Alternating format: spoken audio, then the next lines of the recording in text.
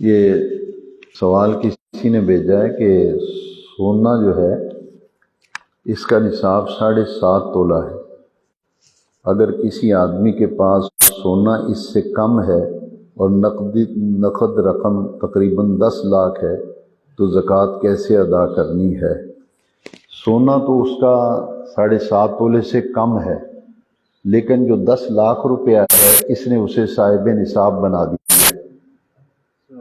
10 لاکھ نے اسے صاحب نصاب بنا دیا ہے۔ اب انہوں نے سوال کیا ہے کہ اس کی زکوٰۃ کیسے دی جائے گی، صرف نقد رقم کی یا کہ سونے کی بھی؟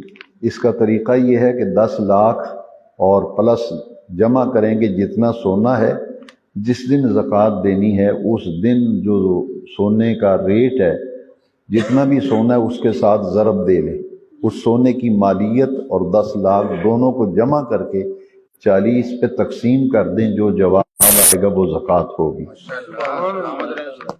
اسی طرح اگر 7.5 تولے سونا ہے اور پیسے تھوڑے ہیں کہ ان پہ زکوٰۃ نہیں ہے تو پھر سونے نے اسے صاحب نصاب بنایا۔ اب جو پیسے ہیں اگرچہ وہ تھوڑے ہیں لیکن وہ جب زکوٰۃ نکالے گا صاحب نصاب ہونے کی وجہ سے سونا اور پیسہ دونوں جمع کرے گا۔ ایک چیز سے اگر صاحب نصاب ہو جاتا ہے تو دوسری جو چیز جمع ہوتی ہے وہ اس میں شامل کر کے اس کو جمع کر کے 40 پہ تقسیم کر دیں تو آپ کی زکوٰۃ نکل آئے گی۔ اگر کوئی بچی کی شادی کے جہیز کے لیے زکوٰۃ مانگے تو دے دینی چاہیے؟ یہ ڈیپینڈ آپ پہ کرتا ہے، اس نے مانگا ہے۔